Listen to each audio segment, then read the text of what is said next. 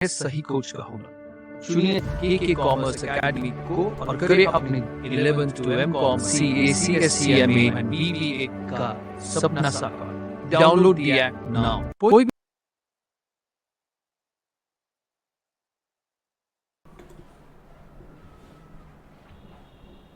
नमस्कार दोस्तों, आप सभी का फिर से एक बार स्वागत है हमारे इस के सीए कॉमर्स एकेडमी के अंदर। मैं हूं प्रमोद गायकवाड़ और आपके सामने फिर से लेके आया हूं हमारा ये नया टॉपिक।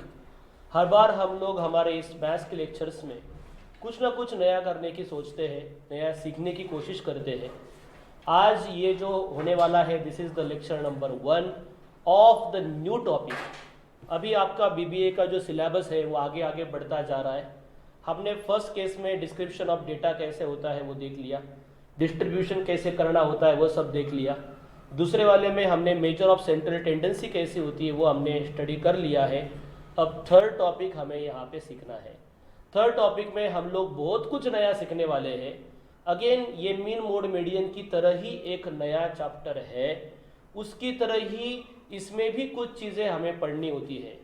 तो वो चीज़ें क्या है, कैसी है, वो बहुत आसान है। लेकिन फिर से एक बार वही चीज़ कि आपको फॉर्मूले याद होने चाहिए।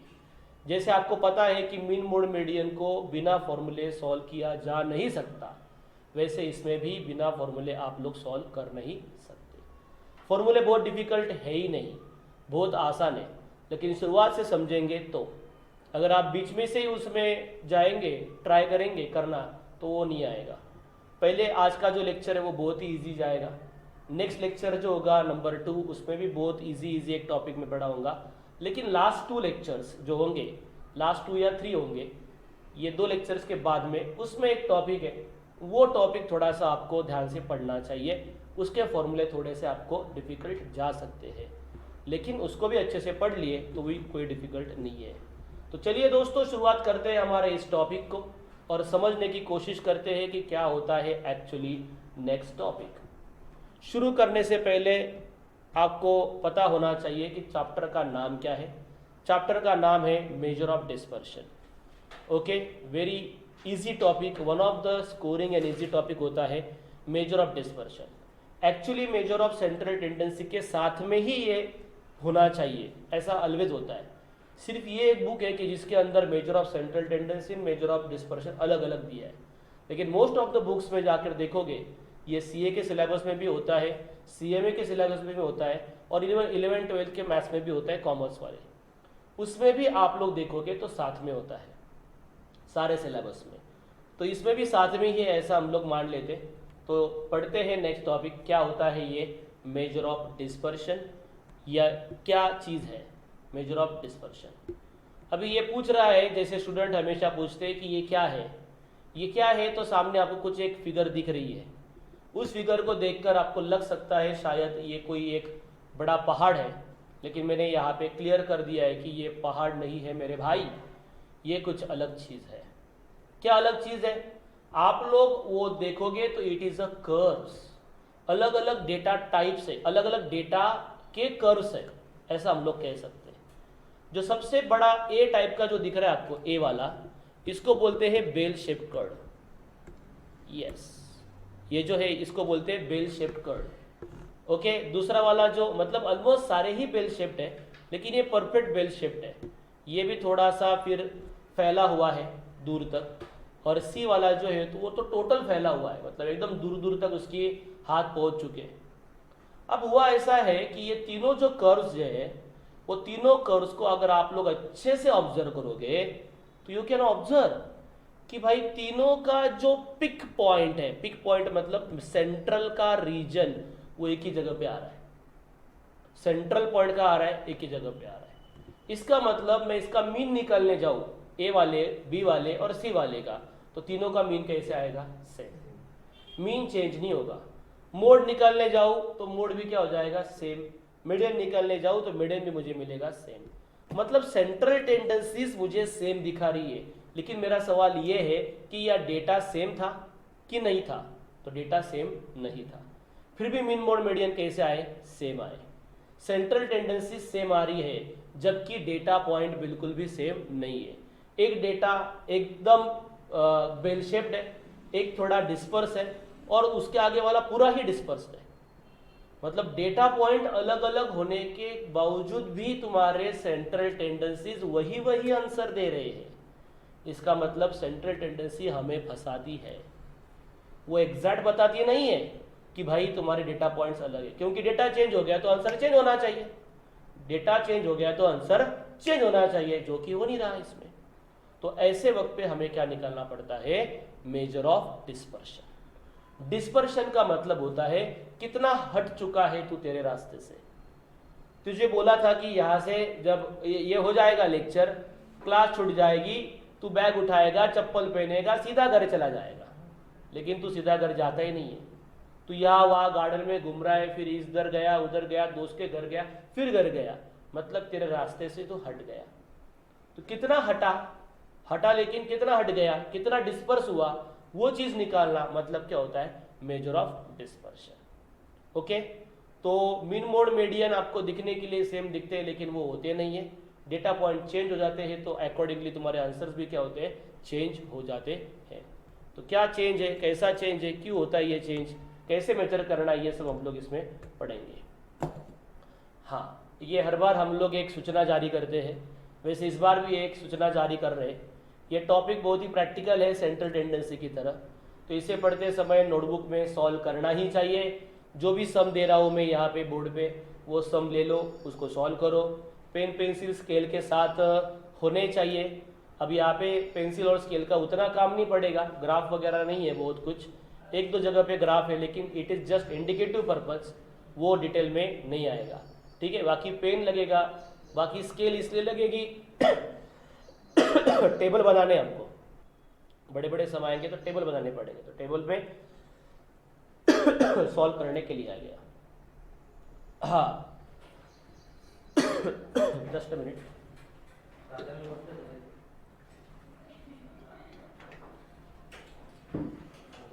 चलो हम देख रहे हैं मीनिंग ऑफ डिस्पर्शन। डिस्पर्शन का मीनिंग क्या होता है वो थोड़ा देख लेते हैं। तो मीनिंग ऑफ डिस्पर्शन होता है कि उसमें लिखा है, उस पिक्चर को देखो थोड़ा सा और ऑब्जर्व करो। नीचे एक पिक्चर लिख दिया है, एग्जैक्टली ये सिर्फ तुम्हारी तरह है, ये स्टूडेंट्स की तरह ही होता है। भटक गया है स्टूडेंट सही रास्ते की तलाश में, उसे पता ही नहीं जिंदगी में वो बीबीए कर रहा है कि, लेकिन क्यों कर रहा है, उसे ये भी पता नहीं है कि बीबीए एक दिन वो पास होने वाला है, उसके बाद उस सर्टिफिकेट्स का करना क्या है, जलाना है क्या, उसका मतलब क्या करना क्या है, किसको दिखाना है, वो कौन देखने के लिए उत्सुक है, घर वालों को छोड़कर। आई डोंट थिंक सो कि वो भी 5 मिनट के ऊपर देखेंगे, बराबर है। आप फाइनल रिजल्ट्स लेके जाओगे, घर वालों के सामने रखोगे, घर वाले बोलेंगे ओके बेटा पास हो गया, ओके जिलेबी पेड़े ला, आज का उत्सव मना लिया, कल से काम पे लग जा। ओके, लड़की के केस में बर्तन उनके वेट कर रहे, आज भी कल भी और परसों भी ओके, बाकी वो मतलब ये है, भटक गया है रास्ता, मतलब पता ही नहीं है करना क्या है। तो वही चीज है डिस्पर्शन, एग्जैक्टली वही चीज है। जो सही राह है उससे तुम कितने भटके हुए हो, जहां जाना है तुम्हें, जिस डेस्टिनेशन की तरफ जाना है, वो रास्ता एग्जैक्टली क्या है, उससे तुम कितना भटके हुए हो। जो ज्यादा भटका हुआ है उसका डिस्पर्शन ज्यादा आएगा, जो कम भटका हुआ है उसका डिस्पर्शन कम आएगा। जो सही रास्ते पे चल रहा है उसका डिस्पर्शन 0 आएगा, क्योंकि वो भटका ही नहीं है, वो एग्जैक्टली क्या है, मेन रास्ते पे। जैसे कि इस केस में बोल रहा था मैं, ए वाला जो है वो एकदम सही रास्ते पे, बी वाला थोड़ा भटक गया है, डिस्पर्स हो चुका है, सी वाला और भी डिस्पर्स हो चुका है। इस तरह कि आपको सही रास्ते की तलाश में जाना है।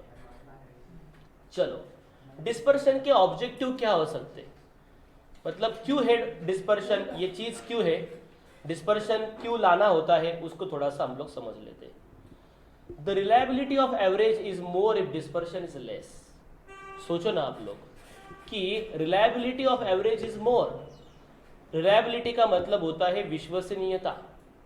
हमारी विश्वसनीयता कब होगी एवरेज के ऊपर, एवरेज मतलब सारे central tendency, mean mode median, सारे एवरेजेस, इनके ऊपर हमारी रिलायबिलिटी कब रहेगी, जब डिस्पर्शन लेस रहेगा। डेविएशन या उसको हटना सही रास्ते से हटा हुआ कम रहेगा, तो हम उसके ऊपर विश्वास क्या कर सकते हैं, ज़्यादा रख सकते हैं। Measure of dispersion is a tool which summarise the internal variation और variation within the chapter. Okay, मतलब क्या कि जितने भी आपके अलग अलग क्या बोलते हैं डेटा पॉइंट्स है, उसमें कितना अलगपन है, कितने डिस्पर्स है। ओके, समझो आपका कोई डेटा है जिसके अंदर 10 मीन है, तो 10 के आसपास के सारे नंबर होने चाहिए। अगर नंबर डायरेक्टली 0 के आसपास के है, 100 के आसपास के, 50 के आसपास के, तो नहीं चलेगा, तो डिस्पर्शन क्या हो जाएगा, ज़्यादा आएगा। तो मेजर ऑफ डिस्पर्शन ये क्या देता है आपको, it summarise the internal variation, अंदर ही अंदर कितना वेरिएशन है ये चीज़ है, या variation within the data sets कितने हैं वो आपको ये बताने की कोशिश करता है। This is the objective of dispersion, ये काम है डिस्पर्शन का, और डिस्पर्शन ये काम करता है। अभी नीचे दिए गए पिक्चर का क्या है इंपॉर्टेंस, इसमें कैसे याद रखना है, तो आपको दिया है सबसे पहले इसमें दिया है नेशनल पार्टीज इन इंडिया। इस इंडिया के अंदर इतने सारे नेशनल पार्टीज हैं, बराबर है, सारे हैं, किसी का नाम नहीं लेना है, सारे दिखा दिए इसमें, लेकिन सबका मोटो एक ही है। क्या मोटो होना चाहिए सबका, सबको देश का विकास करना है, सबको घर घर में जल पहुंचाना है, सबको घर में बिजली, सबको यही चाहिए कि रास्ते ठीक हो जाए, सबको डेवलपमेंट चाहिए।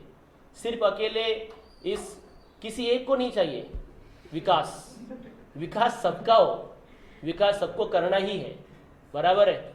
लेकिन प्रॉब्लम ये है, अगर सबका एजेंडा सेम है तो सब एक साथ क्यों नहीं है, बराबर है कि नहीं। सबका एजेंडा एक ही है, सबको विकास ही करना है, गरीब का कल्याण ही करना है, बराबर है। सबको, कौन ऐसा बोलता है खुलेआम होकर कि नहीं हमको गरीब का शोषण करना है, सभी क्या बोल रहे हैं उठ उठ के, हमको गरीब का कल्याण करना है, बराबर है, सबको सभी करना है। तो इन शॉर्ट क्या करना है उसको, अभी सबका एजेंडा सेम है, तो इन शॉर्ट क्या है कि हमें एक होना पड़ेगा, एक जगह पे आना पड़ेगा, वो कोई नहीं हो रहा है, तो डिस्पर्स्ड है। इन शॉर्ट क्या कहना है मेरा, डिस्पर्स्ड, अपने आप में क्या है, डिस्पर्स, इंटरनल वेरिएशन है। वो इंटरनल वेरिएशन समझने का या मेजर करने का काम कौन करेगा, डिस्पर्शन करेगा, हमारा ये टूल करेगा। ठीक है, क्या जरूरत है, क्यों निकालना है भाई तुमको, सेंट्रल टेंडेंसी निकाल के रख दिया, बस हो गया है ना, अभी डिस्पर्शन की क्या जरूरत थी, तो उसके बारे में अभी यहाँ पे चर्चा किया है। एवरेज जो होता है, कोई भी एवरेज, वो मीन हो, मोड हो या मीडियन हो, वो कोई भी एवरेज जो होता है वो कंडेंस करता है इंफॉर्मेशन को इनटू द सिंगल वैल्यू। आपने देखा मीन का एक सिंगल डिजिट निकल के आता है, आपने देखा मीडियन एक सिंगल डिजिट का आंसर होता है, मोड भी क्या होता है, एक सिंगल डिजिट का आंसर होता है कि नहीं होता है। इन शॉर्ट एवरेज क्या करता है, सिंगल वैल्यू को लाता है, लेकिन average is not sufficient to describe the frequency distribution completely, क्योंकि फ्रीक्वेंसी डिस्ट्रीब्यूशन के अंदर फ्रीक्वेंसी अलग अलग होती है, उसको दिखाने का काम सेंट्रल टेंडेंसी नहीं करता है, एवरेज नहीं करता है। मैंने फिर से एक बार यही एग्जांपल दिया आपको स्टार्टिंग में कि भाई इसमें क्या है, भले ही आपको दिखने के लिए सेंट्रल टेंडेंसी अलग अलग दिख रही है, सॉरी सेम दिख रही है, लेकिन डेटा कैसे है, अलग अलग है, मतलब कंप्लीट डिस्क्रिप्शन नहीं दे रहा है कौन, एवरेज। इसलिए हमें कौन चाहिए, जो दे हमें कोई एक ऐसा आंसर कि डिस्पर्शन कितना हुआ है वो भी बताए। देयर में बी टू फ्रीक्वेंसी डिस्ट्रीब्यूशन और the data sets with the same mean but those may not be identical, same नहीं है फिर भी आंसर सेम आ रहे, डेटा पॉइंट कैसे डिस्पर्स्ड है, अलग अलग है, लेकिन फिर भी आंसर कैसे आ रहे, सेम आ रहे। ऐसा जब जब होता है तब तुमको क्या हो रहा है, मीन फंसाया जा रहा है, सेंट्रल टेंडेंसी तुम्हें गुमराह करने की कोशिश कर रही है, तुम्हें सही आंसर नहीं दे रही है। सही आंसर कौन देगा तुम्हें, डिस्पर्शन देगा, डिस्पर्शन बताएगा कि डेटा डिस्पर्स्ड है कि नहीं है, इसलिए नीड है हमें किसकी, डिस्पर्शन की। Okay, yes, what is the need of dispersion, देख लो अभी। This are some examples of in India which are mismatch couples. ऐसे मैंने इंटरनेट पे सर्च जब किया तब आया, मेरे मन से नहीं बनाया है, मेरी मन की कोई इदम न मम, मेरा मन का कुछ भी नहीं है इस पे, जो लोग कहते हैं वही उठा उठा के मैं यहाँ पे डाला हूँ। ओके, पूरे अलग अलग है फिर भी एक है। दिखने के लिए हमें दुनिया बहुत बार ऐसी दिखती है कि वो एक है, लेकिन वो है कैसे अलग अलग, बराबर है। वो बात अलग है कि उनकी एक होने की जो बेस है वो कुछ अलग है। वो बेस अगर दोनों में कॉमन है तो वो क्या हो सकते हैं, एक हो सकते हैं। लेकिन बाकी कैरेक्टरिस्टिक वाइज, जिसको हम लोग एट्रीब्यूट के नाम से जानते हैं, एट्रीब्यूट वाइज अगर आप लोग जाओगे तो you can observe this are the some mismatch couple. तो ऐसे कपल्स को देखने के बाद हमें जानना चाहिए कि नीड ऑफ डिस्पर्शन है इस देश में। डिस्पर्शन निकालेंगे तब समझ में आएगा कितने डिस्पर्स है। नहीं तो हमें दिखने के लिए मीन मोड मीडियन की तरह, सेंट्रल टेंडेंसी की तरह हमेशा सेम सेम ही दिखता जाएगा, लेकिन this is not a same. What is the need, उसमें देखो अभी ये हमारा एग्जाम्पल पहले देख लो, उधर वो वाला आमिर खान वाला क्या कह रहा है, वो दुख, बहुत दुख और वाईफाई बंद हो जाना, बराबर है। दुख दुखी भाई, बहुत दुख क्या होता है, दुख हर किसी को सिंपल है, गाड़ी की किक मारी और गाड़ी चालू नहीं हो रही है, कुछ भी ऐसा दुख हो सकता है, किसी को कुछ भी दुख होता है। उसको हाई किया, उसने 1 घंटा हुआ अभी तक मुझे हाई नहीं किया है, मेरा गुड मॉर्निंग जाके उसको 1 घंटा हुआ है, उसका गुड मॉर्निंग अभी तक सीन नहीं किया है मेरा मैसेज, मैं कॉल कर रहा हूँ उठा नहीं रही हो, दुख है। और किसी को बहुत दुख है, और किसी को ये दुख है कि जिसका वाईफाई बंद हो चुका है। तीनों का दुख ही है, सारे दुखी है और कुछ नहीं है। तो इस इन शॉर्ट कहना यह है मुझे इसमें कि डेटा सेट अलग अलग है डेटा सेट कैसा है, अलग अलग है, फिर भी उसका अर्थमेटिक मीन कैसा आ रहा है, सेम। निकाल के देख सकते हैं आप लोग, एक बार निकालने की कोशिश भी करो, देख लो सेम आ रहा है कि नहीं आ रहा है।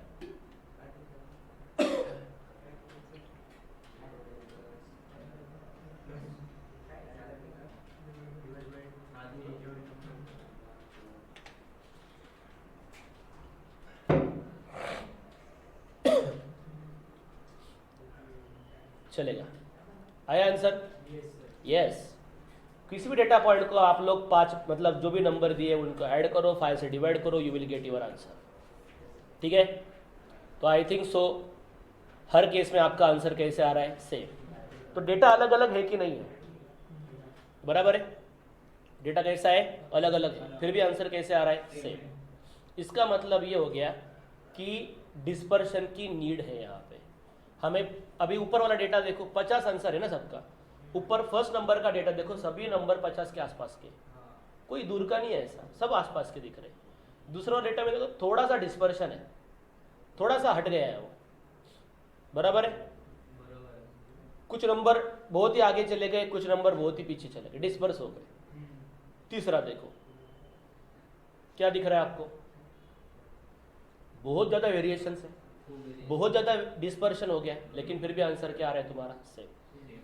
इसका मतलब क्या हो गया कि डेटा के अंदर सिर्फ नंबर ही होना काफी नहीं है, आंसर सेम आना काफी नहीं है, कितना डिस्पर्स हुआ है ये भी मेजर करना जरूरी है।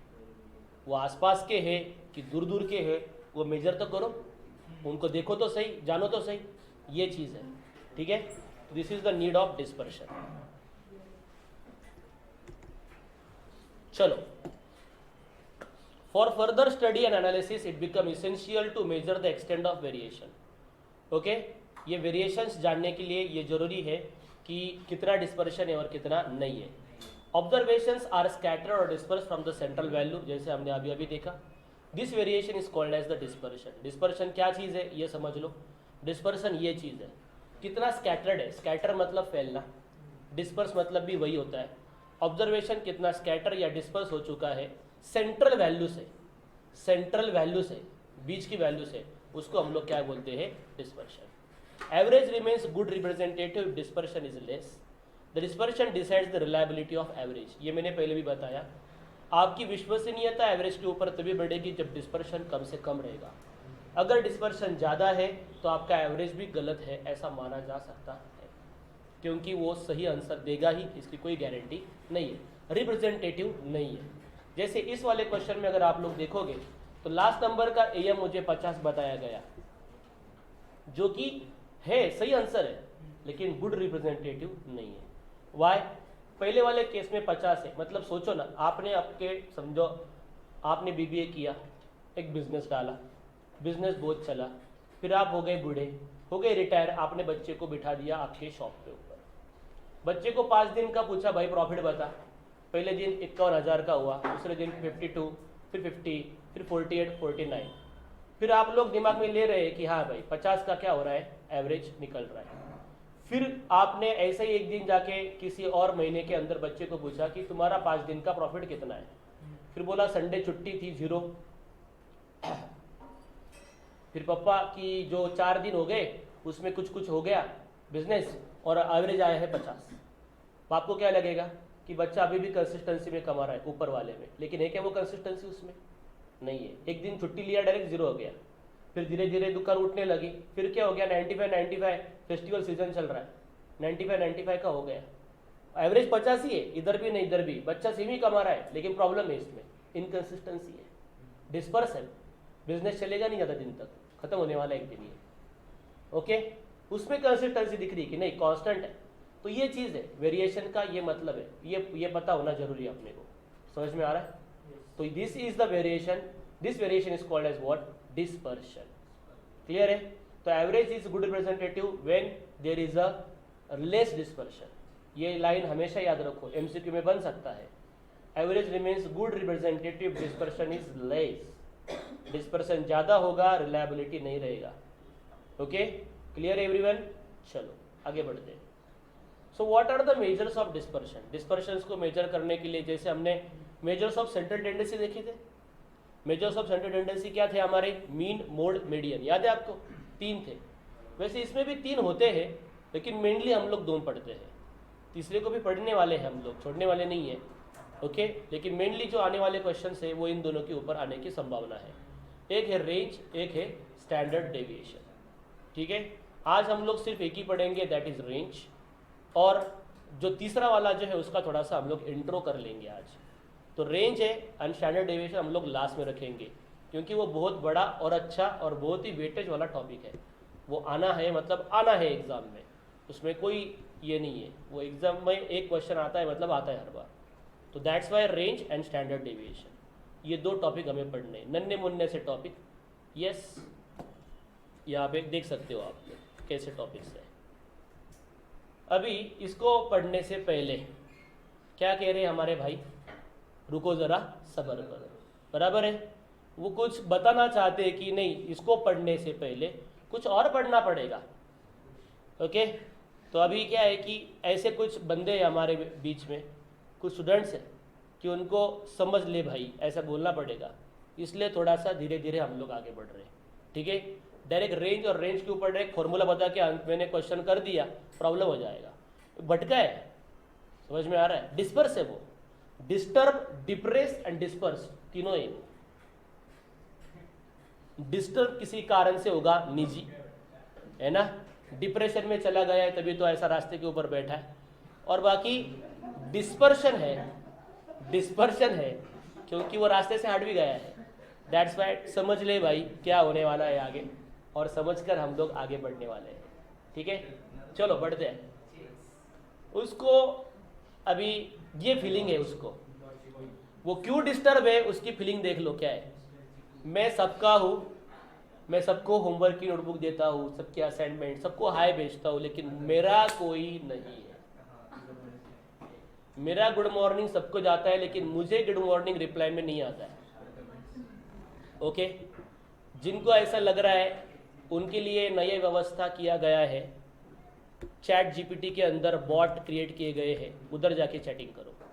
सिंपल है, मैं सबका, मेरा कोई नहीं, सिंपल। ओके, 2 चीज़ें हैं, absolute major and relative measures. Absolute क्या होता है और रिलेटिव क्या होता है उसको समझो, क्योंकि ये टॉपिक एग्जाम में पूछने वाले हैं, पूछा गया है, पूछा जाता है, गया भी है इसके आगे, इसके पहले तो आपको आने वाला है एग्जाम में, तो इसलिए ध्यान से पढ़ लो व्हाट इज एब्सोल्यूट मेजर और रिलेटिव मेजर। कभी ना कहीं एक बार ये 2 वर्ड्स हमको आके गए इसके पहले फिर भी मैं एक्सप्लेन करता हूँ। एब्सोल्यूट का मतलब होता है मैं सबका, मेरा कोई नहीं, मैं अकेला, मेरी किसी के साथ रेस नहीं, मेरा किसी के साथ कोई रिश्ता नहीं, मैं किसी के साथ खुद को कंपेयर करता नहीं, एक वैल्यू है अपनी अपनी खुद की, वही उसकी एक कुछ न एक इंडिकेटर पॉइंट देगी, वो हो गई एब्सोल्यूट।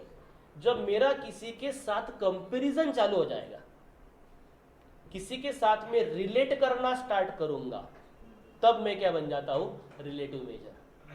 जब तक मैं किसी के साथ रिलेट नहीं करता तब तक मैं एब्सोल्यूट मेजर हूं, और जब मैं रिलेट करना स्टार्ट कर दिया तब क्या बन गया, रिलेटिव मेजर। बराबर है। मम्मी ने तुमको मार्क्स पूछे, बेटा बताना कितना मार्क्स आए बीबीए में। तुमने बताया सेमेस्टर 1 का इतना पॉइंट आया, सेमेस्टर 2 का इतना पॉइंट आया, दोनों मिला के अभी तक एवरेज इतना हुआ है, अभी तक का टोटल एग्रीगेट इतना गया है। ठीक है, कोई प्रॉब्लम नहीं। तभी मम्मी को रिंग बजी मोबाइल की रिंग बजी, मम्मी ने फोन उठाया, वो किसी बुआ चाची किसी ना किसी का होगा। वो बोली हमारे बच्चे को भी इतना आया, हमारे बच्चे को इतना पॉइंटर आया, उसको ना इतना लाख का पैकेज मिला। फिर अपनी मम्मी को जो आनंद हुआ था पहले 2 मिनट पहले, वो सब कहाँ हो गया, यस, वो गुस्से में कन्वर्ट हो गया। क्यों हो गया, क्योंकि रिलेट कर लिया अपने बच्चे को किसी और के बच्चे के साथ। जिस दिन ये रिलेट करना स्टार्ट हो गया, वो क्या बन गया, रिलेटिव मेजर। जब तक अपना अपना जो खुशी थी वो क्या था, एब्सोल्यूट मेजर। क्लियर, वही है, डेफिनेशन को याद रखो। Those measures have the same unit as that of the observation. जिस यूनिट में ऑब्जर्वेशन दिए गए हैं, रुपीज में दिए गए, सेंटीमीटर में दिए जा सकते, आर्स में दिए जा सकते, जिस भी यूनिट में आपको ऑब्जर्वेशंस दिए गए, उसी यूनिट में अगर आपका आंसर आता है तो उसको बोला जाता है एब्सोल्यूट मेजर्स।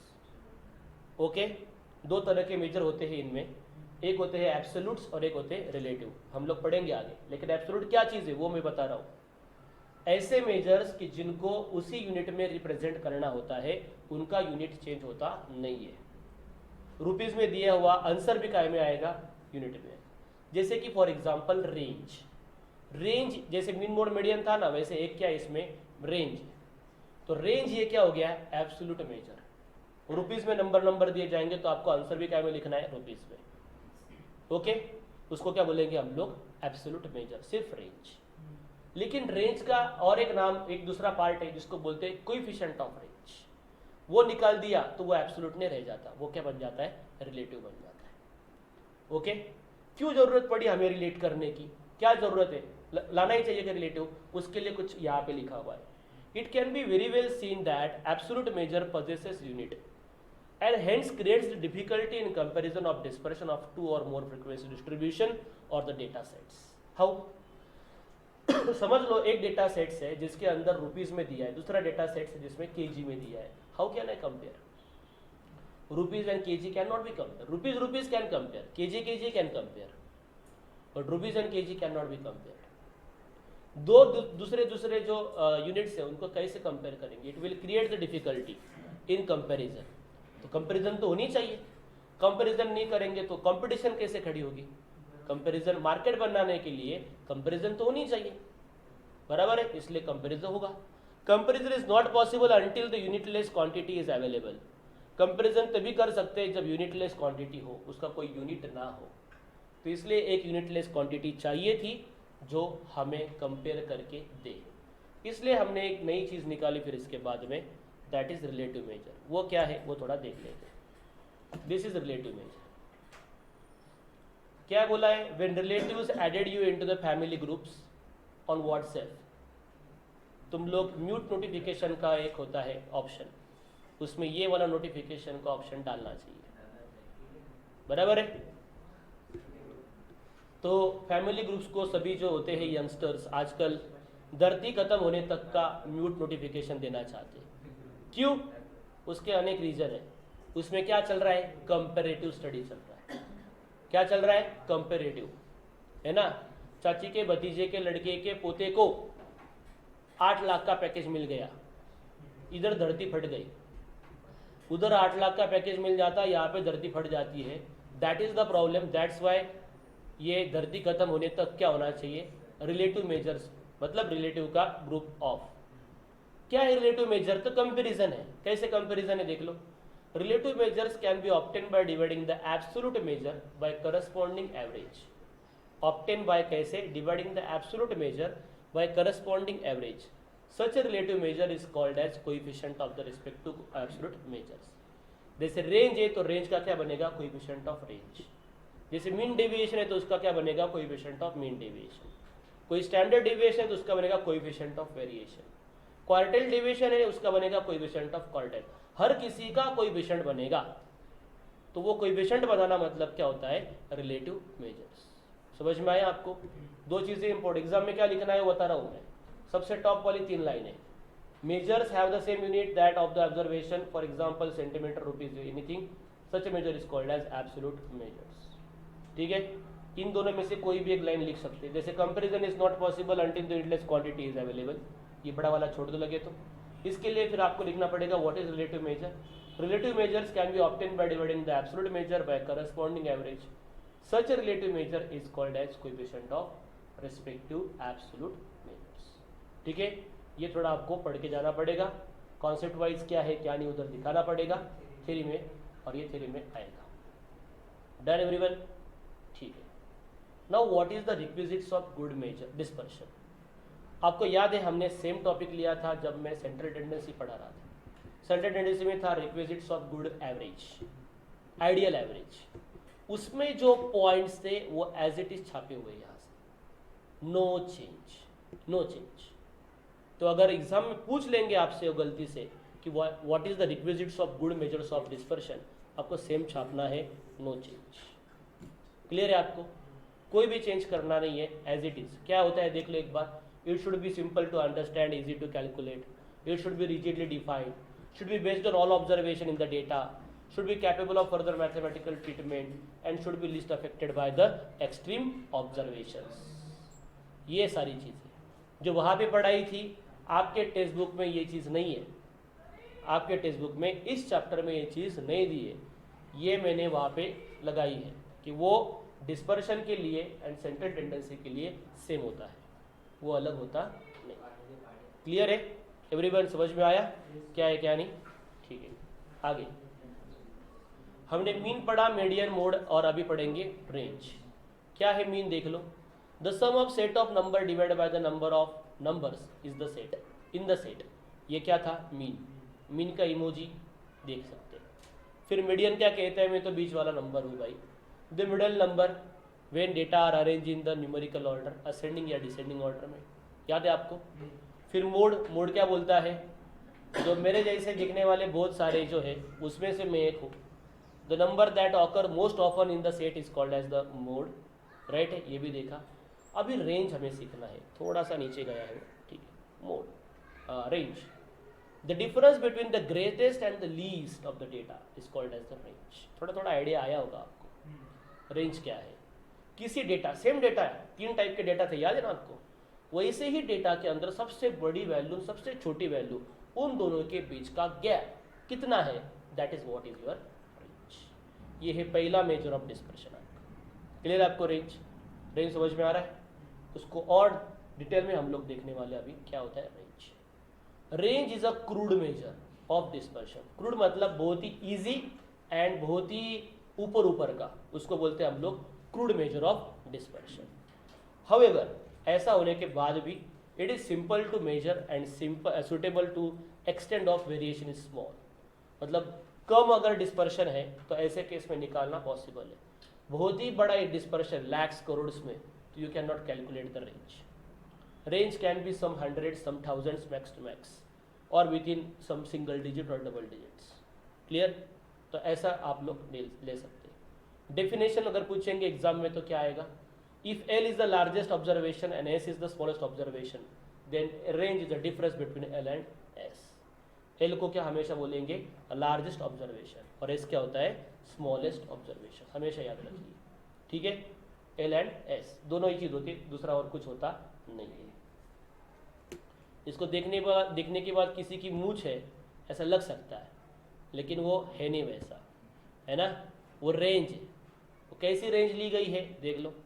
किसी भी डेटा को ऐसे ऐसे ऐसे ऐसे इतना बड़ा डेटा है, उसका लोअर वैल्यू समझो ये है और अपर वैल्यू ये है, उन दोनों के बीच का जो गैप होगा वो निकल के आएगा हमारा क्या, range. Clear?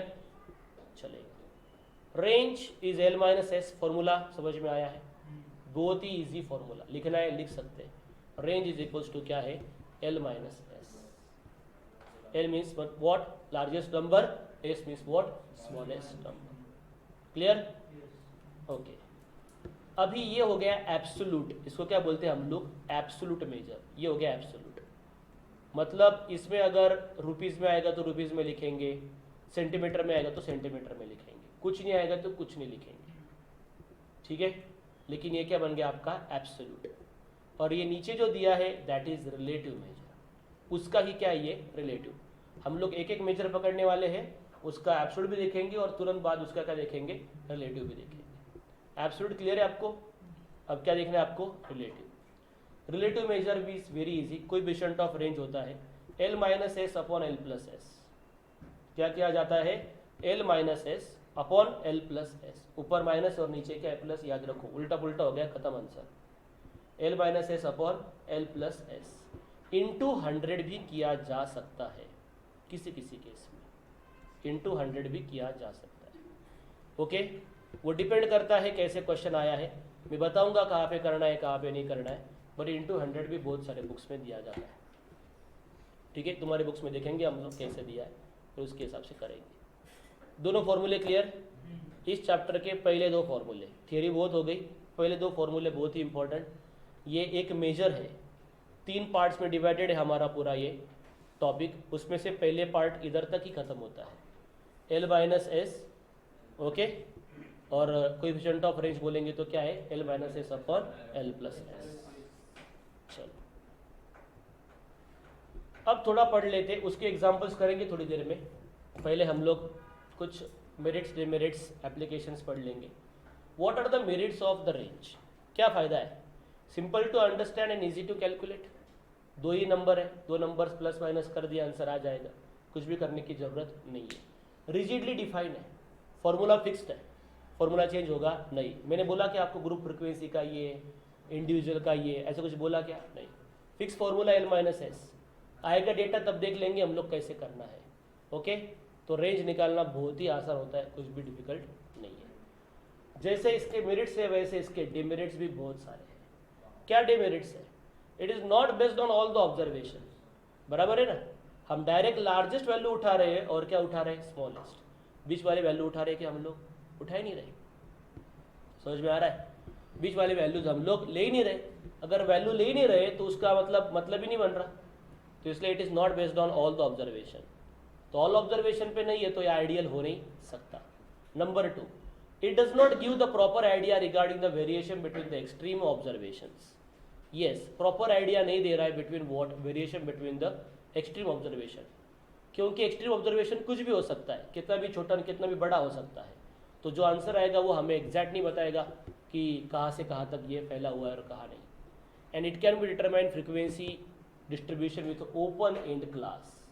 Open and class मतलब कैसा, जिसमें मोर देन और लेस देन लिखा रहता है, जिसमें दोनों एंड क्लियर कट लिखे हुए नहीं है, ऐसे वाले क्लास के अंदर हम लोग ले ही नहीं पाएंगे, रेंज निकाल ही नहीं पाएंगे। क्यों नहीं निकाल पाएंगे, क्योंकि हमें एल क्या है एस क्या है वही पता नहीं रहेगा, क्योंकि हमें सबसे छोटी वैल्यू और सबसे बड़ी वैल्यू क्या है वो पता ही नहीं है। क्लियर है? So these are the 3 drawbacks of the demerits और the demerits of the range. Clear है? Yes. Now what is the applications, शायद ये क्वेश्चन आपको एग्जाम में पूछ सकते हैं 1-2 मार्क के लिए कि एप्लीकेशंस क्या क्या होते हैं। बहुत सारे एप्लीकेशंस हैं। सबसे पहले आपको ये पता होना चाहिए कि range is suitable measure for dispersion in case of small group of और with less variations. Less variation मतलब क्या, कम डिस्पर्शन है, बहुत बड़ा डिस्पर्शन आएगा तो it will give the wrong representative, come dispersion रहेगा तो it will give the good representative range, ठीक है। बड़ा डिस्पर्शन रहेगा तो उसके लिए कुछ अलग व्यवस्था भी की गई है, आगे वो देखेंगे अपन क्या व्यवस्था है, उसके लिए अलग मेजर्स है। लेकिन अगर छोटा लेस वेरिएशंस है उसके अंदर हम लोग क्या निकाल कर रखेंगे, रेंज। क्लियर है आप लोगों को, रेंज निकालेंगे। It is widely use in branch of statistics known as the statistical quality control. Statistics का यूज़ क्या है, हमें स्टैटिस्टिक्स का यूज़ करके क्वालिटी कंट्रोल की जाती है। बराबर है सर, कैसे क्वालिटी कंट्रोल करो, कुछ भी बता रहे हैं आप लोग, कुछ भी नहीं बता रहे, इट इज़ अ फैक्ट। आपने देखा होगा अक्सर एक चैनल आता है हिस्ट्री 18, हिस्ट्री नाम का या कुछ तो भी ऐसा, टीवी 18 नहीं, हिस्ट्री टीवी 18 आता है, जिसमें बिग बिग फैक्ट्रीज दिखाते हैं, बराबर है ना, ऐसा कुछ तो भी एक चैनल है, आई डोंट नो, बड़े बड़े फैक्ट्रीज, फूड फैक्ट्री दिखाते हैं, फूड फैक्ट्रीज दिखाते हैं, बराबर है। ऐसे फैक्ट्रीज के अंदर यस वो देख लो आप लोग, ठीक है ओके ओके, एग्जाम्पल इंपॉर्टेंट है, बाकी छोड़ो। ये है कि उसमें एक कन्वेयर बेल्ट चलता है, कन्वेयर बेल्ट के ऊपर बहुत सारे प्रोडक्ट्स रखे होते हैं, उसमें कुछ प्रोडक्ट्स बनते समय डिफेक्टिव बन जाते हैं, उस पर कैमरा लगा होता है, वो कैमरे से वो हमेशा पास होते रहते हैं। कैमरा के नीचे एक प्लंजर लगा रहता है न्यूमेटिक, जैसे ही कैमरा ने डिटेक्ट कर लिया कि ये प्रोडक्ट डिफेक्ट है, कुछ खराबी है इसमें, तो प्लंजर आएगा और उसको क्या करेगा, बक्से के अंदर फेंक देगा, मतलब उस लाइन से क्या कर देगा, उसको कट कर देगा। ये जो चीज़ हो रही है, ये कैसे हो रही है, क्योंकि उसको एक रेंज दी गई है, उस जो सेंसर है ना, उसको एक रेंज दी जाती है। ऐसा नहीं कि परफेक्ट इतना ही होना चाहिए, वो एक रेंज दिया गया, यहाँ से यहाँ तक चलेगा भाई, ये रेंज क्रॉस कर दी, तूने क्या करना है, प्लंजर लगा देना है, उसको बाहर कर देना है। वो चीज़ उसको बोलते हैं स्टैटिस्टिकल क्वालिटी कंट्रोल। मतलब क्या हो रही है, ये करके क्या हो रहा है, क्वालिटी कंट्रोल किया जा रहा है। कस्टमर जब वो प्रोडक्ट परचेस करेगा, उसको ये ऐसा नहीं मिलेगा खराब प्रोडक्ट, तो खराब प्रोडक्ट मिलेगा तो नेक्स्ट टाइम कस्टमर उसको प्रेफर करेगा नहीं, इसलिए जो खराब चीज़ें बन चुकी है उसको क्या कर देते हैं, वो बाहर निकाल देते हैं। यही बात समझ में, ऐसी बहुत सारी चीज़ें हैं। तो इन शॉर्ट क्वालिटी कंट्रोल जो है SST का यूज़ करके, इसमें रेंज का यूज़ होता है। क्लियर है आप लोगों को? दूसरा देख लो, तीसरा देख लो। The change in price of share, lowest and highest observation are used, मतलब उसमें भी रेंज देखी जाएगी। हम लोग हमेशा पूछते हैं कि रिलायंस के शेयर खरीदने क्या रेंज चल रही है, मतलब आज का सबसे लो कितना है और आज का सबसे हाई कितना है, उससे मुझे पता चल जाता है कि मुझे आज इन्वेस्ट करने के लिए कितना पैसा लगने वाला है। तो सबसे, और फिर मैं देखूंगा पूरे साल का लो कितना था और पूरे साल का हाई कितना था, मतलब मेरे पैसे जाएंगे तो इधर तक जा सकते और सबसे बढ़ेंगे तो इधर तक बढ़ सकते, ये मुझे अंदाजा आता है। बात समझ में आ रही है? मैं किसी भी कंपनी का अगर शेयर खरीदना चाहूँगा तो मैं आज का पहले हाई और लो चेक करूँगा। 12 बजे खरीद कर रहा हूँ, 9 बजे से लेकर 12 बजे तक कितना हाई लो हुआ है वो चेक करूँगा, उसके हिसाब से मैं क्या करूँगा, इन्वेस्टमेंट करूँगा। फिर मैं देखूँगा साल में कितना हाई लो हुआ है और उसके हिसाब से मैं हाई चल रहा है तो हाई में और लो चल रहा है तो लो में, मतलब मेरा नुकसान भी होगा तो किधर तक होगा और प्रॉफिट भी होगा तो कहाँ तक होगा, इसका पूरा कैलकुलेशन करके मैं मेरी रिस्क कैलकुलेट कर सकता हूँ बाय यूजिंग रेंज। आई बात समझ में? This is the application. Next application, temperature at a certain place is recorded using the maximum and minimum value. Again range का एप्लीकेशन है, मुझे यहाँ पे घर बनाने हैं, बराबर है, तो कौन सा ग्रेड का सीमेंट यूज़ करना चाहिए, कौन सी ब्रिक्स यूज़ करनी चाहिए, किस टाइप की रेत यूज़ करनी चाहिए, कौन सी कूलिंग फैसिलिटी लगेगी, यहाँ पे कूलर्स लगाने हैं, AC लगाने हैं कि फ़ैन के ऊपर काम चल जाएगा, तो मुझे उधर का वेदर पता होना चाहिए। मैं वहाँ पे एक बड़ा स्ट्रक्चर बना रहा हूँ, कोई लैब खड़ी कर रहा हूँ, कोई एक बड़ी फैक्ट्री खड़ी कर रहा हूँ, तो फैक्ट्री के अंदर आप लोग अगर इन्वायरमेंट मेंटेन नहीं करेंगे, you will not get the workers efficiency. आप वर्कर्स कोई गुलाम नहीं रहे, वर्कर्स कोई मशीन्स नहीं रहे, वर्कर्स इंसान है, उनको भी उनके इन्वायरमेंट कैसा चाहिए, कूल डाउन चाहिए। तो उनके इन्वायरमेंट को जैसे मतलब सूटेबल है, आपने देखा होगा वही चैनल के ऊपर बड़ी बड़ी फैक्ट्री जो होती है, BMW, मर्सिडीज, वहाँ का इन्वायरमेंट देखो भाई, कैसे इन्वायरमेंट है उधर काम करने का, बराबर है, तभी तो लोग इफिशिएंटली काम कर रहे हैं। और अपने इधर जाओ किसी एक MIDC के अंदर, और MIDC के अंदर जाके आप देख लो किसी फैक्ट्री के अंदर कैसे काम चल रहा है, बराबर है। तो that is the temperature. Temperature का ख्याल रखने के लिए भी रेंज का बहुत ज़्यादा यूज़ होता है। मटेरियल का यूज़ है बहुत सारे अलग अलग, उसके लिए है, ठीक है।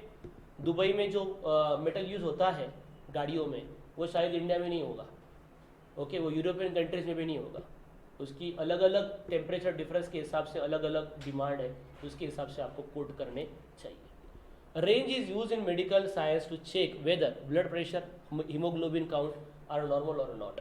आपने अक्सर देखा होगा मेडिकल रिपोर्ट, कोई भी ब्लड रिपोर्ट जो आता है उसमें लिखा रहता है तेरा ब्लड प्रेशर जो है वो यहाँ से यहाँ तक होना चाहिए, तेरा यहाँ तक है, रेंज दी रहती है, शुगर यहाँ से यहाँ तक होनी चाहिए, तेरी इधर है, फिर उसके नीचे अंडरलाइन करके देते हो।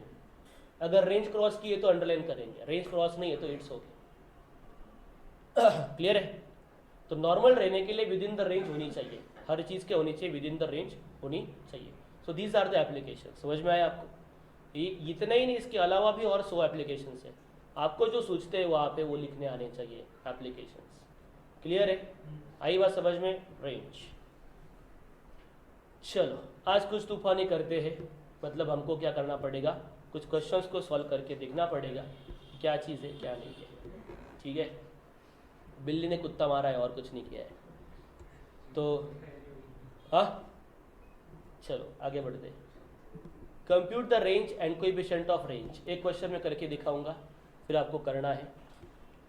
रेंज क्या फॉर्मूला बताया था मैंने? L minus S. What is L? Larger नहीं, लार्जेस्ट। लार्जेस्ट नंबर कौन है सबसे इनमें? देखो स्मॉलेस्ट। लार्जेस्ट नंबर कौन है? 106। स्मॉलेस्ट कौन है? चलो 106 माइनस 14,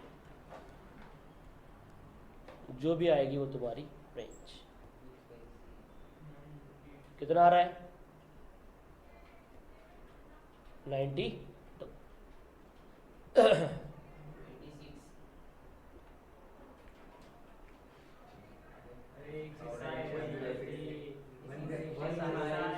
पहली बात तो ये है, सब्ट्रैक्शन करने के लिए कैलसी नहीं उठाना चाहिए।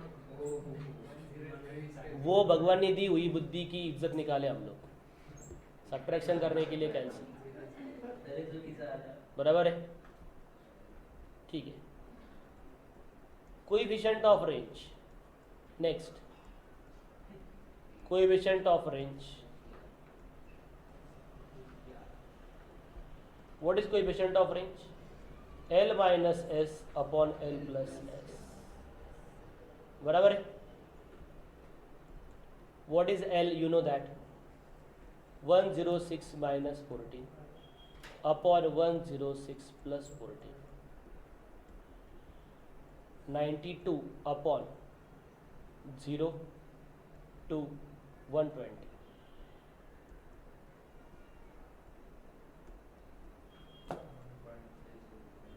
Yes, what is the answer?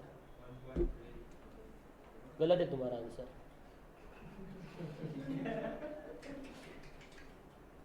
One point आएगा ही नहीं, उल्टा डिवाइड किया है। 0.766। Correct, 0.7667।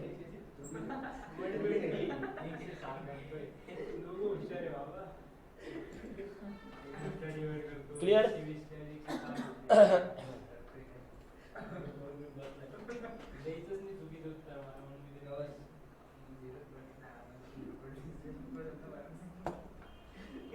Clear everyone?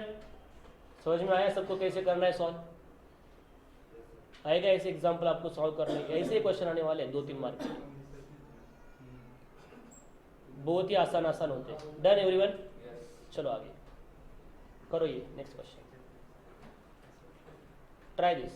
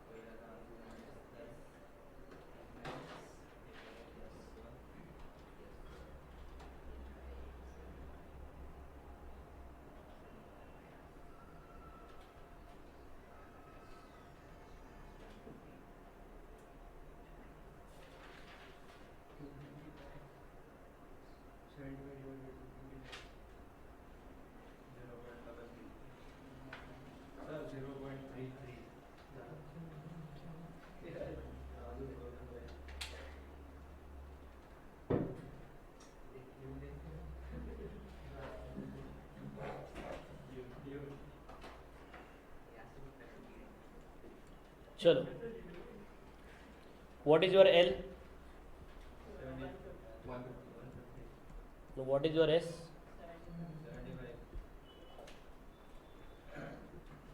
So range is L minus S 150 minus 75, I think 75.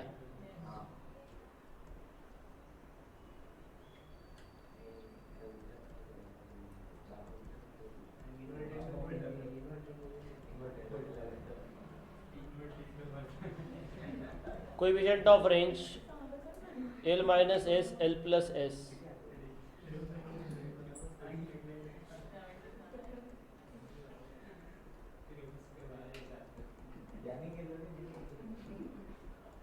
(75 upon 225) 0.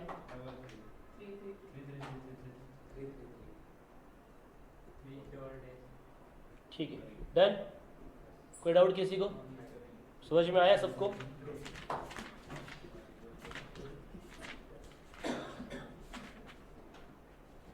Done. अभी ऐसे वाले क्वेश्चन को कैसे सॉल्व करना है ये इंपॉर्टेंट है। वो हो गया इंडिविजुअल डेटा। अब ये कौन सा आ गया आपका? Group data. ऐसे ग्रुप डेटा के अंदर कैसे करेंगे? सर डिस्क्रीट नहीं लिया, डिस्क्रीट का भी वही से करना है। ओके, उसका भी क्या देखना है? एक्स में देखना है कौन सा सबसे छोटा है, सबसे बड़ा कौन है। फ्रीक्वेंसी का कोई संबंध होता नहीं है, इसमें भी नहीं है। फ्रीक्वेंसी से कोई लेन देन नहीं होता है हमें, फ्रीक्वेंसी कुछ भी हो किधर भी हो। उसमें भी डिस्क्रीट आएगा कल को, तो आपको डिस्क्रीट में क्या करो, सबसे लार्जेस्ट एक्स कौन सा है, सबसे स्मॉलेस्ट एक्स कौन सा है, वो चेक करो और वैसे निकालो। वही तुम्हारे एल एन एस है। अभी इसमें देखो कैसे निकाल रहा हूँ। What is L? यहाँ पे एल है आपका 600। कितना है? 600। देखो ना सबसे बड़ा नंबर कौन सा है। ये नीचे वाला देखना ही नहीं है, इसको मारो गोली, या ऐसे टाइम पास के लिए दिया है। ऊपर वाला इंपॉर्टेंट है। क्या है? 600। And what is S? 100. वही बात समझ में। तो रेंज क्या है तुम्हारी? रेंज है एल माइनस एस 600 माइनस 500, 100 मतलब 500। क्लियर? ये उसकी रेंज।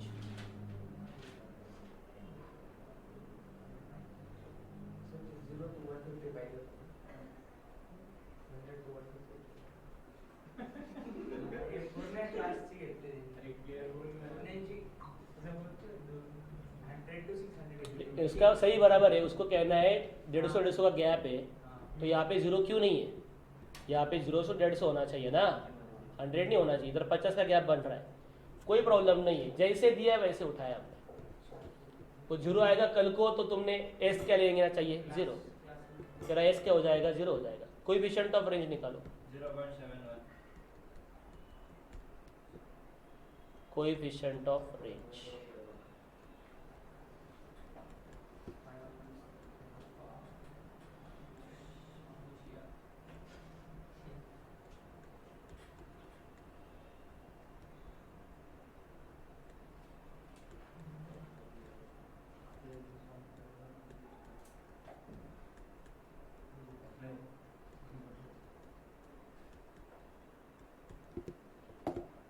जो भी आता है पॉइंट में वो निकाल दो। ऐसा रखा तो भी चलेगा, पॉइंट में निकाला तो भी चलेगा। डेसिमल नंतर किती डिजिट पर्यंत असं? 4। 4. Done? Anyone any doubt up to here? समझ में आया सबको? आया है समझ में सबको? यहाँ तक तुम्हारा टॉपिक नंबर 1 खत्म होता है। ओके, टॉपिक नंबर 1 क्या होता है यहाँ पे? खत्म। ये सम ले लिए मैंने, जितने भी वेरिएशन से पूरा देख लिया है मैंने, इधर उधर सब। अब ये लगेगा आगे, लेकिन ये स्टेज 1 है हमारी, इस चैप्टर की stage 1 range, stage 2 quartile deviation, stage 3 standard deviation. Chapter खत्म। आइएगा समझ में? स्टैंडर्ड डेविएशन लेकिन 2-3 लेक्चर लगेंगे। हाँ, रेंज इतना ही है, रेंज में इतना ही है। रेंज हो गया यहाँ तक, इसके आगे कुछ रेंज का होता नहीं है। Clear everyone? अब थोड़ा थोड़ा हम लोग देखते हैं, क्यों देखना जरूरी है, क्या प्रॉब्लम होता है, वो थोड़ा देखेंगे। कुछ ड्रॉबैक्स है इस रेंज के अंदर। ओके, क्या ये ड्रॉबैक्स है कुछ रेंज के अंदर? क्या ड्रॉबैक्स है वो देख लेते। The range uses only 2 extreme items. Direct L and direct S, yes और नो? एल यूज करता है, एस यूज करता है. Hence any change in the observation is not going to affect the range. बीच में कुछ भी चेंज हो गया, अफरा तफरी हो गई बीच में, एंड वालों को पता ही नहीं चलेगा. हम लोगों को लगेगा रेंज सेम ही आ रहा है, मतलब डेटा सेम ही है, लेकिन डेटा सेम है क्या? अंदर चेंज कर दिया, तुमको स्मॉलेस्ट एंड बिगेस्ट सेम रखा, तुमको कैसे पता चलेगा डेटा चेंज हुआ है कि नहीं हुआ है? पता ही नहीं चलता. That is the problem. Drawback समझ में आया? ड्रॉबैक क्या है? ड्रॉबैक ये है कि अंदर ही अंदर से होता है, वो समझ में आता नहीं है, जो कि समझ में आना चाहिए. In many situations, the extreme items are widely separated from remaining items. In this situation, range will be overestimate the dispersion. मतलब कुछ कुछ ऐसे होगा, समझो 4-5 नंबर है जो 10 के आसपास के हैं, 9, 8, 10, 11, 12 ऐसे कुछ, और कुछ नंबर है डायरेक्ट 0 है एंड एक नंबर डायरेक्ट 100 है. तो हमको क्या लगेगा? 0 and 100 is the smallest and largest. हम लोग रेंज निकाल लेंगे, हमको आंसर आएगा 100. लेकिन है क्या 100 से? इतना डिस्पर्शन है क्या उसके अंदर? डिस्पर्शन उतना ही नहीं है. हमको लगता है कि डिस्पर्शन इतना है, लेकिन डिस्पर्शन उतना होता नहीं.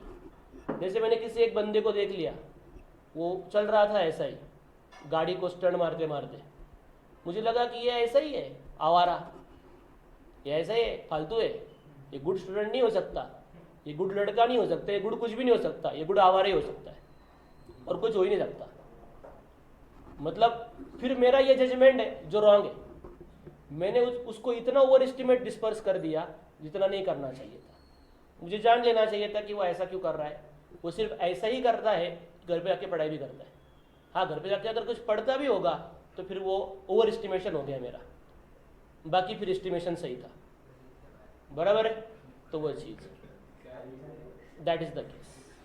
Then next range fails to give the true picture of dispersion. Dispersion सही में कितना है ये बताने का काम ट्रू पिक्चर नहीं दिखाता है. कौन? रेंज. रेंज का जो आंसर आता है वो उतना भी परफेक्ट नहीं होता है. तो ये ड्रॉबैक्स थे.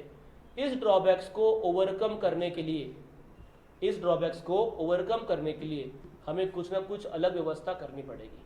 अब वो क्या व्यवस्था है वो हम लोग देख रहे हैं. इसमें ये प्रश्न है हमारे सामने कि इस प्रॉब्लम को कैसे सॉल्व किया जाए.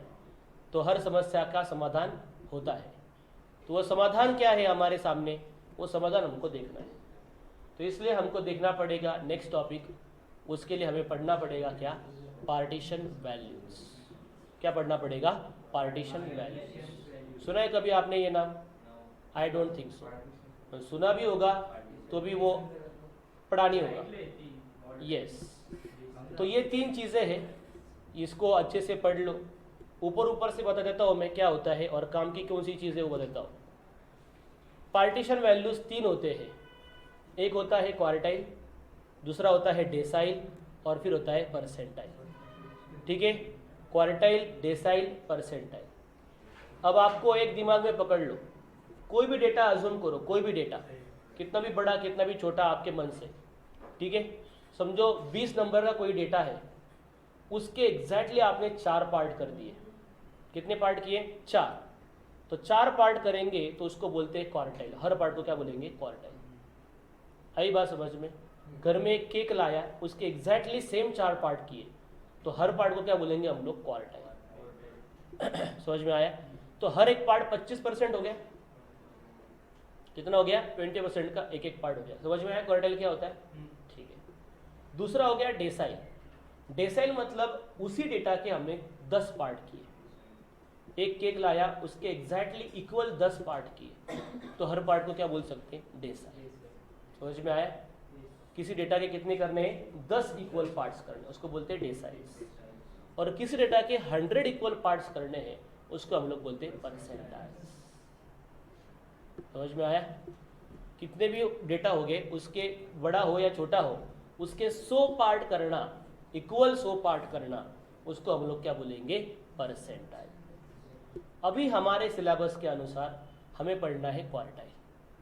क्यों पढ़ना है क्वार्टाइल सर? हमें क्वार्टाइल इसलिए पढ़ना है क्योंकि हमें क्वार्टाइल डेविएशन पढ़ना है, वरना वो भी नहीं पढ़ाते. बराबर है? क्वार्टाइल डेविएशन ये जो है मेजर ऑफ डिस्पर्शन, ये पढ़ने के लिए क्वार्टाइल पहले पढ़ना पड़ता है. क्वार्टाइल कैसे निकालना है वो आना चाहिए. जिसको क्वार्टाइल ही नहीं आएगा वो निकाल नहीं पाएगा. इसलिए क्वार्टाइल इंपॉर्टेंट है। क्वार्टाइल कैसा है कैसा है उसको देख लेते हैं, ठीक है। यस, ये क्या बोल रहा है बंदा, उसको पढ़ लो।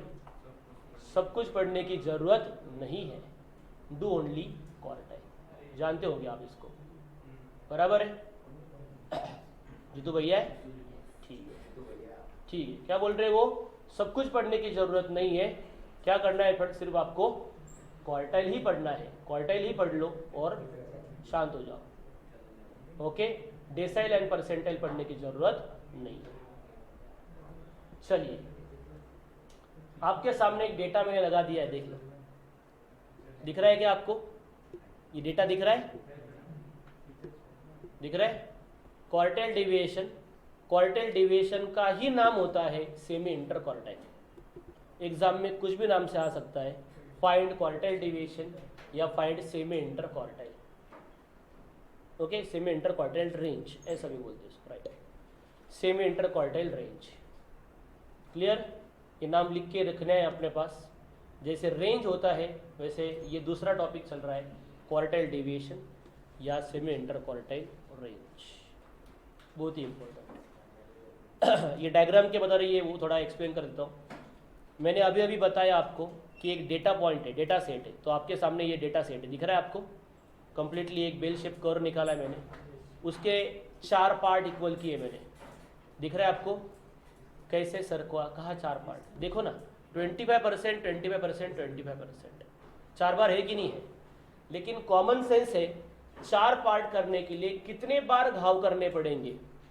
4 बार करने पड़ेंगे कि 3 ही बार करने पड़ेंगे? किसी चीज को 4 इसमें डिवाइड करना है, कितने बार काटना पड़ेगा मुझे उसको? 4 बार नहीं काटना पड़ेगा, कितनी बार काटना पड़ेगा? 3 बार। तो क्वार्टाइल का मतलब होता है 4 इक्वल पार्ट करने, मतलब 3 ही चीज निकालनी है। एक होता है Q1, एक होता है Q2 और एक होता है Q3। आई बात समझ में? किसी भी चीज को 4 पार्ट में डिवाइड करना है तो मैं यहाँ पे एक वार करूंगा, 1, फिर हो गए ये 2 और फिर हो गए 3। 3 बार मैंने अगर इसके ऊपर वार किया तो ये 1, 2, ये 3 और ये क्या बन गया? 4 इक्वल पार्ट्स बन गए। क्लियर है आपको? तो 3 ही बार करना पड़ा, इसलिए इस वैल्यू को क्या बोलते हैं? Q1, Q2 and Q3। Clear है आपको? Q1, Q2 and Q3। अब याद रखिए, वेरी वेरी इंपॉर्टेंट चीज़, ये आगे भी रिपीट करूंगा मैं, लेकिन आज ही बता देता हूँ। Q1 को बोलते हैं लोअर क्वार्टाइल, Q3 को बोलते हैं अपर क्वार्टाइल एंड Q2 को बोलते हैं middle quartile. Q1 is lower quartile, Q2 is middle quartile and Q3 is upper quartile. ठीक है? Q2 का ही नाम होता है मीडियन। आप लोगों को मीडियन निकालने आता है क्या? सभी टाइप का, वो जो मीडियन आपने निकाला वो सभी मीडियन मतलब कौन थे? Q2। आपने क्या निकाला है? Q2 निकाला है। मीडियन निकालने का ही मतलब होता है Q2 निकालना। Q2 और median is one of the same. Clear है? Clear everyone? यस, चलेगा। आगे जाने से पहले इन तीनों को ठीक से समझ लीजिए। याद है आपको ये पिक्चर, मैंने इसके पहले भी आपको दिखाया है। यस, मैंने दिखाया कि नहीं आपको ये पिक्चर? सेम। आगे जाने से पहले इन तीनों को समझ लीजिए। किन तीनों को समझ लीजिए? डेटा को। डेटा कितने टाइप्स के होते हैं? 3। एक होता है इंडिविजुअल अनग्रुप डेटा, दूसरा होता है डिस्क्रीट फ्रीक्वेंसी डेटा और एक होता है कंटिन्यूस डेटा। तो हम लोग डेटा वाइज सीखने वाले हैं। जब क्वार्टाइल डेविएशन निकालना है तो क्वार्टाइल इंडिविजुअल का और डिस्क्रीट का कैसे निकालना है वो देखेंगे, फिर उसके बाद कंटिन्यूस का कैसे निकालना है वो देखेंगे। क्वार्टाइल डेविएशन समझने के पहले क्वार्टाइल आने चाहिए, इसलिए आगे जाने से पहले इन तीनों को ठीक से समझ लीजिए।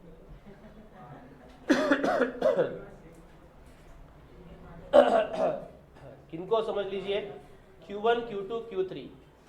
आपको Q1, Q2, Q3 निकालना नहीं आता है, Q1, Q2, Q3 निकालना नहीं आता है, you can not calculate the quartile deviations. Quartile deviation अगर निकालना है, you must be capable of calculating what? Q1, Q2 and Q3। ठीक है? तो हमको सीखना है कि तीनों डेटास के लिए, इन तीनों डेटास के लिए Q1, Q2, Q3 कैसे निकाला जाएगा। वो अगर आएगा तो ही आपको क्या आएगा, क्वार्टाइल डिविएशन आएगा, वरना वो आएगा नहीं। ठीक है, तो इसको हम लोग लास्ट लेक्चर में, मतलब नेक्स्ट लेक्चर में देखेंगे, और फिर देखेंगे नेक्स्ट लेक्चर में क्या करना है क्या नहीं है। जुड़े रहिए KKCA के साथ, मिलते हैं नेक्स्ट लेक्चर में। Happy learning with KKCA।